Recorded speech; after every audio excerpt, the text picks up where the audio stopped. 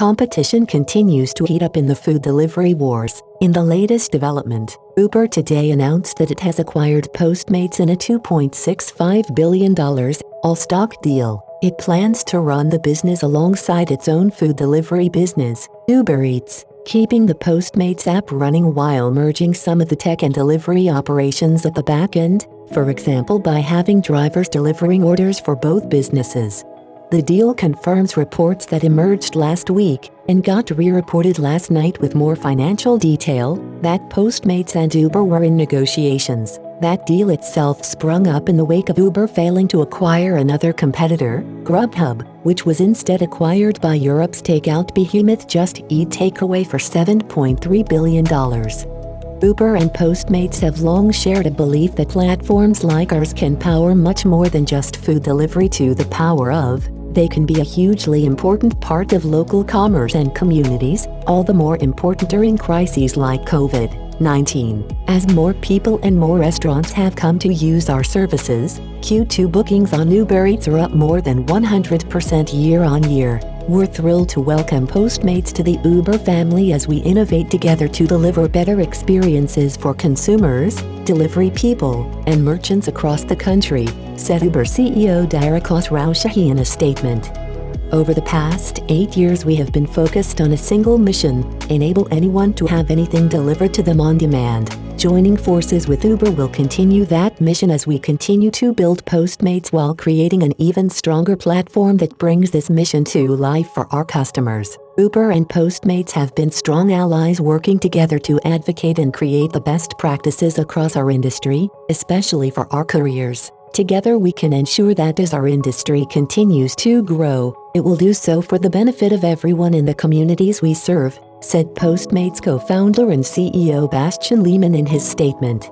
Uber in its news announcement described Postmates as highly complementary to the power of Uber Eats, citing the two companies' differing geographic focuses and target demographics and noting that Postmates has strong relationships with small and medium-sized restaurants and other businesses that are loyal to the Postmates brand, which covers not only food but delivery of other items, too. On the other hand, Uber noted that together they'll build better tools and technology for their merchant and restaurant partners, and that these will have a wider user base now to tap. That last point somewhat contradicts the lack of overlap between the two, so we'll have to see how that actually plays out.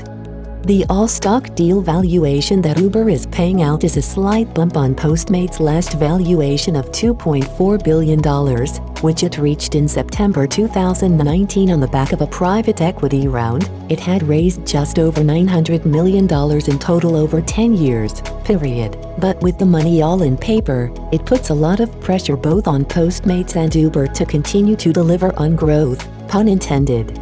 For Uber Eats has been one good news story amid what has otherwise been a very tough life as a publicly listed company. That predicament has taken on a more critical edge in recent months through the COVID-19 pandemic.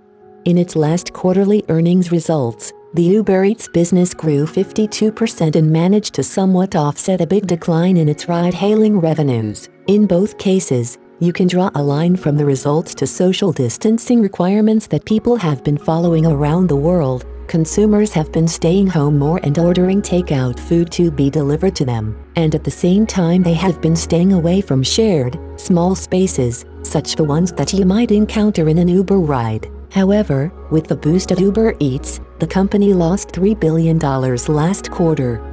The trend of those numbers is one reason why Uber has been looking to expand its food delivery business. The other is the one that has been motivating the larger consolidation trend in food delivery, and that is the principle of economies of scale and how that plays out in terms of operational expenditures, with single drivers able to cover more restaurants and orders, and also the costs of operating the business.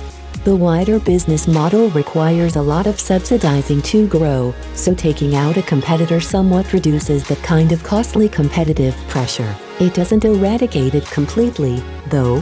DoorDash, Grubhub, now supercharged with Just Eat Takeaway profits and financial muscle, are still around and will represent strong alternatives both for consumers and restaurants looking for delivery partners.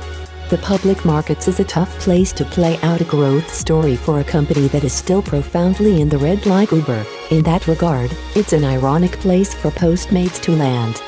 The latter had also been eyeing up a public listing, going so far as to confidentially file for an IPO in February 2019. The power of market forces got the better of it, however, and it put off the plans, although there were rumors even as recently as last week that the company was still considering this option. In retrospect, that was quite possibly a report planted and spun by those hoping to hedge a better deal out of Uber.